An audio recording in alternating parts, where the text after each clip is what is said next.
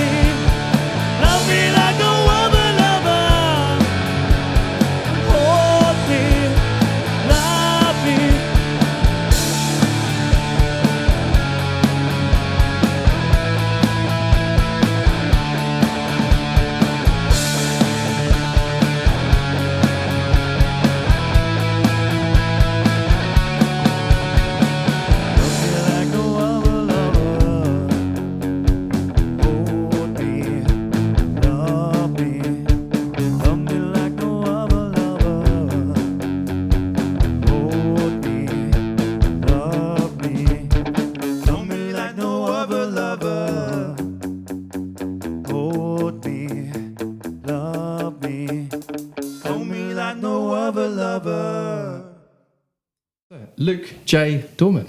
Hello. And would you like to introduce your fellow musicians? Yes, this is Neil Buckley on the bass. Lovely. Hello. And the beard. The beard is a separate entity. Yeah, it does. And the beard. And on drums, we have Andre Dack.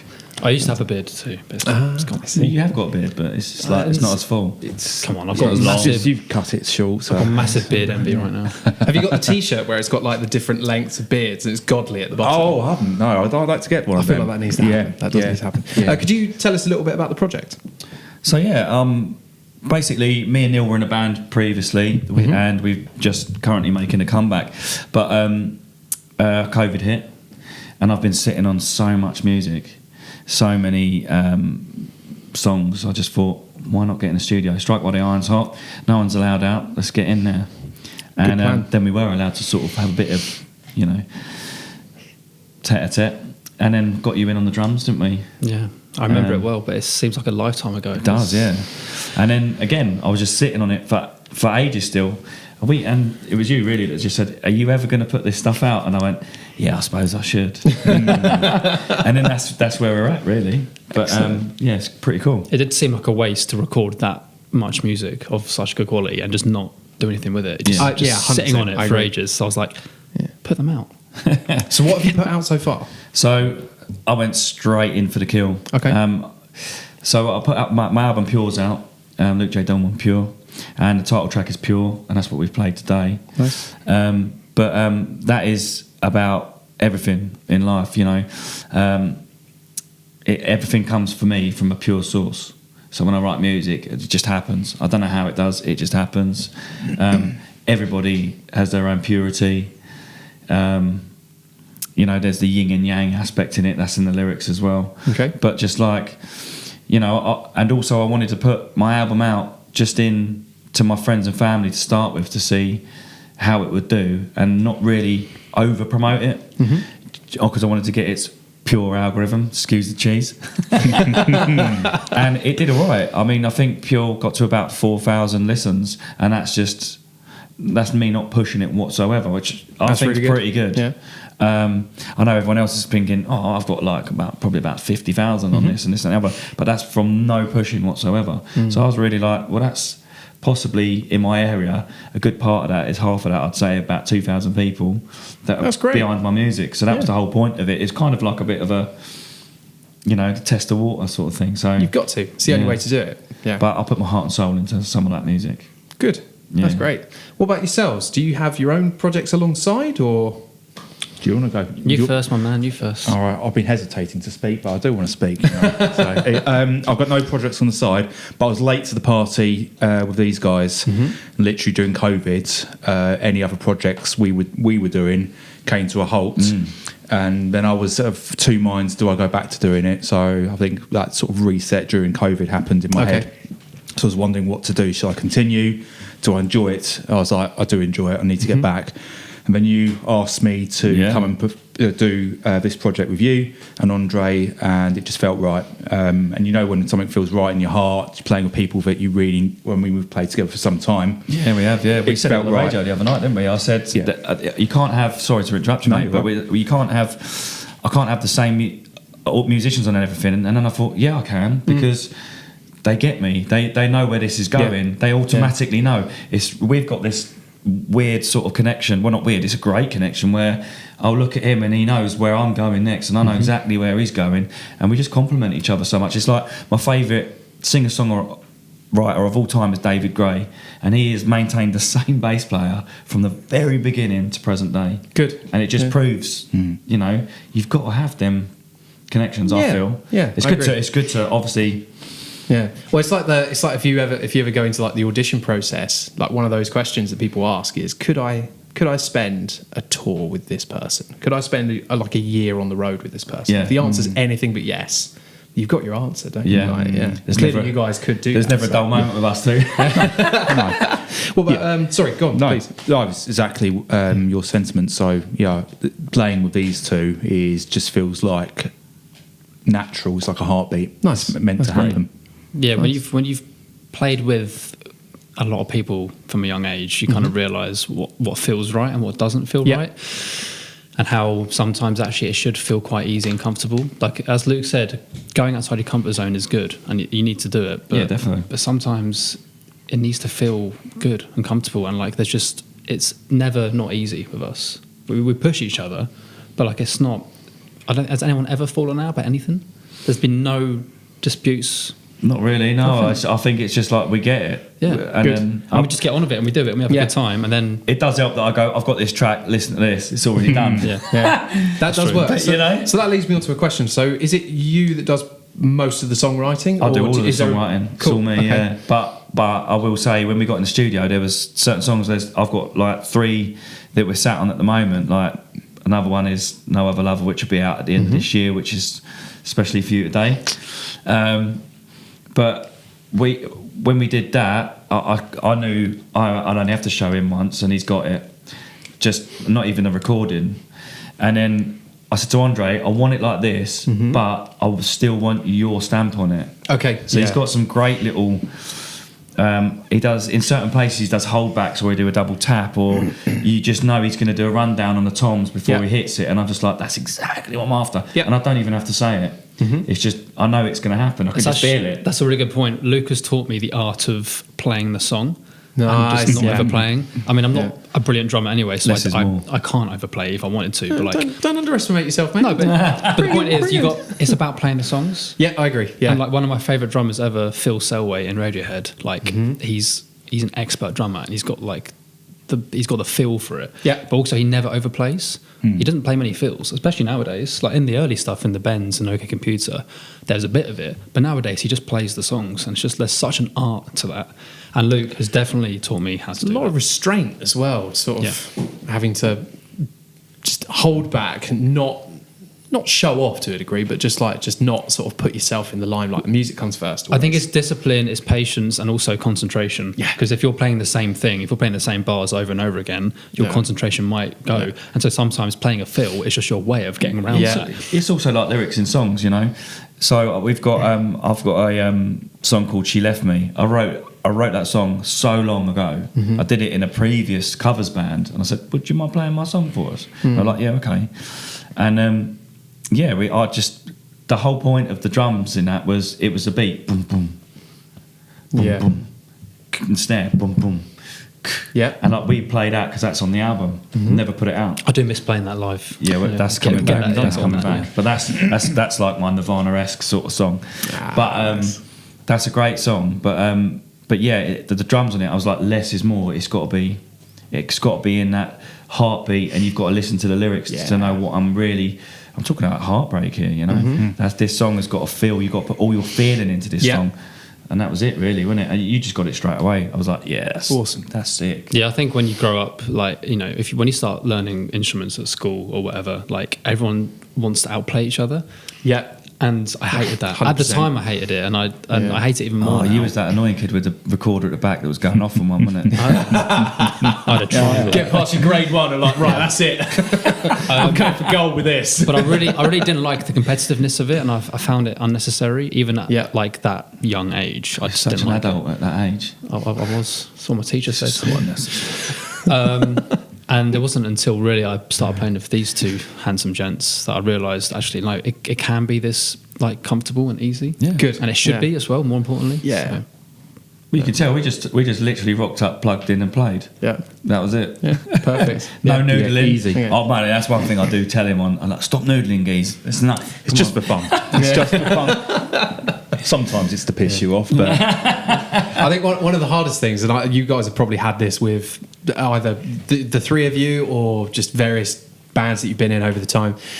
You're in a rehearsal room, and there is one person in the rehearsal who does not shut the fuck up the entire time with their instrument. I was going to say with actual pitter pat chatter. Oh no! that would not Literally, be me. you'll be trying to have a chat, and they're I'll just be like, wanting to crack on. or just going for it, and they'll just be looking at you like, My yeah, noodling is a way to shut everyone's up from chatting. Let's just get on with it. You know. yeah, I like that too. I like that. I don't like I'm just sitting going to around noodle talking. until you shut up, and then we can play. So now you know. You think differently. Less is more. So, what does the rest of 2025 hold for you three? Well, we got quite a fair few tiny little festivals coming up, haven't we? Excellent. For summer. We're down at Faversham at one. We got obviously. So Is that the Hop Fest? No, there's another little one just before that. Okay. Coming up in May actually. I should really know all of these dates, but There's a lot of like fringe festival-y stuff going on in May, isn't there? That's quite a cool month to do. I think it's just before the festivals, like the big festivals, start getting. Okay, yeah. And so like there's room for these ones to sort of kick off. It's nice, and also if the weather holds out, it's kind of the perfect time. Yeah, So we do want to hold out. Yeah, but we've got loads. We've got about 6 or 7 little day festivals. Okay. And then obviously I'm part of, and so is Andre now. He's just joined the team, part of Sunshine Ocean Records, where we're the promotional side of it is a CIC, not for profit, and we're trying to change sort of the way that there is actually a platform for Kent artists like yourself here, like what you're doing here, like for us, for a stage for them with this Sound of Kent festival, and that's down at Walton Barn in Canterbury. Excellent. What's the date for that? I think that's the 18th, I believe, of August. Yeah. Get down to that. Just going to point at the camera. Just you. Yeah. Do that. There's so many good artists on that day. Sorry, so many. there's more than one camera this time, so I'm like, where do I look? And there is food and drink. Yeah. Oh, You can get a good burger, Sold. pizza, the cider, pizza's banging. beer. there. So if you like all that stuff as well, good music, good food, good times. Oh, Yeah, it was. Yeah. that's what a proper Camping, like British a lot, summer yeah. should Yeah. be. Just music, good food, On a good farm. drink.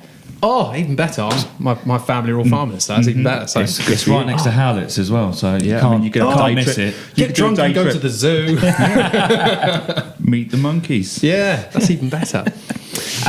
What about studio time? You guys have got obviously stuff that you've got coming out. Have you got any more studio time this year? I think I'm trying to wangle it so we can get it in September, but we're still sitting on so much work.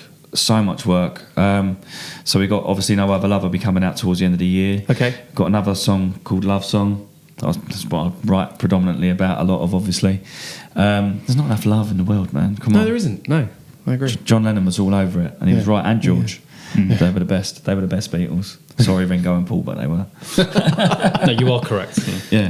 Have you got a studio that you use most of the time? So again, I know they always say you should go to different studios, but when we was we still are in the band Meister, so we're making a bit of a comeback this year, and we're booked in for festivals and loads of dates on that. But when you meet someone who's so attuned sound wise, like this gentleman I'm going to plug now, his name's Al Hall. He runs Big Jelly Studio with Mike. What's Mike's name? Mike Collins. Yeah, Mike Collins. Yes. And Mike's incredible. And they both are. They're both in their own right. Are both incredible, but they're both quite different in how they mix and master. But from the get go, I said to Al, I want it to sound raw. I want it to sound like how it sounds live. Everything I do, I don't want it to sound live, if that makes sense, but I still want that rawness coming through. So I want my throat sounding like it's haggard. I want the guitar. You can hear every. If you come off of the guitar, your hand sort of peels off of the string and it goes. Yeah. I want them in there. Okay. I want the pedal of the piano in there. I want all of them sounds, because you can pick up on it. But when you're doing a song that, like, again, less is more, and you're playing the piano and it comes through and it cuts through, you're like, wow, that I can hear everything in that room. It's like a pin drop moment, and it just gets all the hair standing up on your end, and that guy gets it. Yeah. And not only that, his mixing is incredible. His live mixing is insane. He used to be our sound tech for Meister. Oh wow. When we were doing festivals, yeah. Awesome. So That's really cool. Yeah, Big Jelly all the way. They're in Ramsgate. I won't tell you where. I'll tell you off camera where they are. Yeah, no worries. Because otherwise people will be waiting outside going, is someone famous going to turn up? Because they do have famous people there quite a lot of the time. And if you want to go back to your childhood, I don't know if it's still there, you've got the slide going down from the control it's still room there.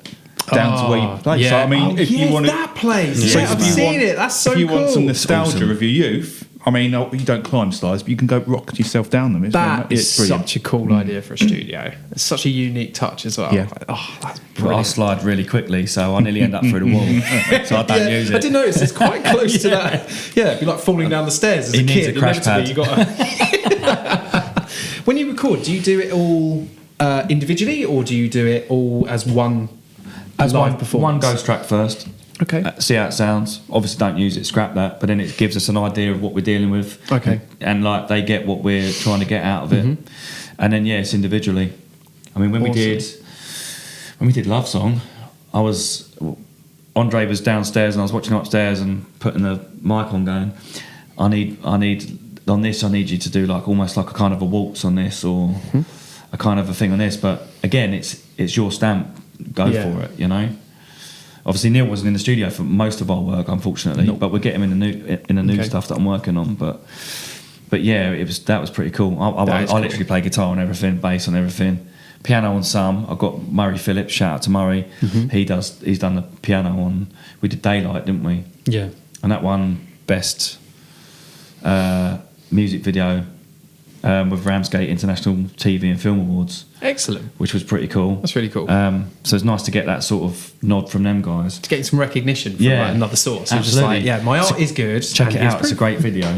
Yeah, do it. It's Is it on YouTube? I get absolutely it's a beaten great up in video. it. Yeah. And I've got all these like prosthetics, and I put on my Facebook the picture of my eye all busted, and like loads of people were private messaging me going, "Who did it? Are you okay, hun? Who did it? That's it. Yeah. Have you told the police?" I'm like, "No, but it's for my video." So. No. So yeah. Chaps, thank you so much for coming down. It's been an absolute pleasure. Can you tell the audience whereabouts they can find you online, where they can get your music from, Yeah, sure. and where they can buy it from as well? Would be another thing. Yeah, Luke J Dorman on Bandcamp. Check it out. You can buy it on there. That'd be really helpful. Pays all studio time. Luke J Dorman on everything else. Apart from on Instagram, I'm the Doormeister. Nice, I like that. Chaps, thank you so much for coming down. Thank you for we having hope us. to have you back sometime in the future, and we will set you some little challenges. Be some little changes here and Can there. you give us a tease? What was I don't know. It's not A a riddle. challenge. Might get you all to swap places and do some different shit. That'd be interesting. Or do like a twisted cover of something, or take one of that your sounds songs and completely flip it on its head. Would be quite cool. That sounds Yeah, interesting. Nice. cover of George Michael track? Oh yeah, Yeah, we Careless could do Whisper, that. but just do all the sax parts on the drums. Do. Consider it done. All right. Cheers, guys. Thank you very much. Thank you. Cheers. Didn't plug your OnlyFans, Neil. What are you doing? There's still time.